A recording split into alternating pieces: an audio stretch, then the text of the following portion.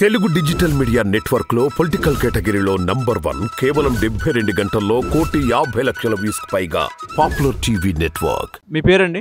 జనార్దన్. ఏం చేస్తారండి? కైకిలు కూలి. రైతు. రైతు. ఓకే.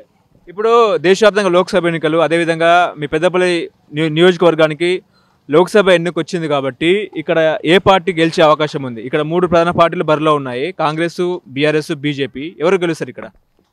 గడ్డం వంశీ. వంశీయా? గెలుస్తారు ఆయన? పక్క. ఎందుకు గెలవాలి వంశీ?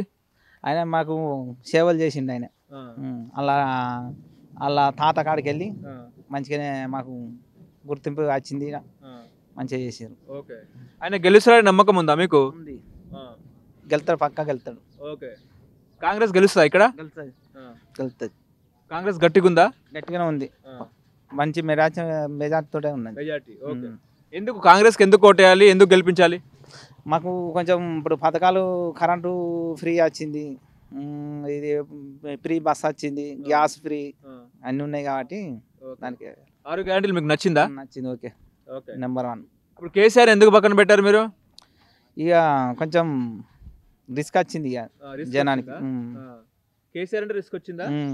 ఓకే. ఓకే. ఇప్పుడు ఆయన రైతు బంధు అవన్నీ, రైతు బీమా అవన్నీ ఇచ్చిండుగా? ఇచ్చింది కానీ ఇక జనానికి కొంచెం నచ్చలే ఇక. ఓకే. రుణమాఫీ అయిందా? అయింది. ఓకే. ఇప్పుడు మీ ఊర్లో రైతులు ఏమనుకుంటున్నారు, ఏ పార్టీకి ఓటేద్దాం అనుకుంటారు ఈ ఎంపీ ఎన్నికల్లో? గడ్డం వంశీకి వేద్దాం అనుకుంటారు. గడ్డం వంశీకి. ఓకే. ఇప్పుడు బీఆర్ఎస్ పరిస్థితి ఎట్లా ఉంది ఇక్కడ? ఇక ఏమున్నది, ఇక ఖాళీ అయిపోయింది, ఖజానా ఖాళీ అయిపోయింది, అంత అయిపోయింది. ఓకే. బీజేపీ ఎట్లా ఉంది?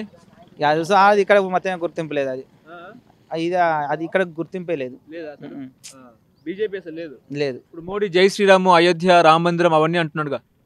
కట్టిరు, అందరూ మంచిదే కాబట్టి కట్టిరు కాబట్టి ఇక అది ఇక లేదు ఇక.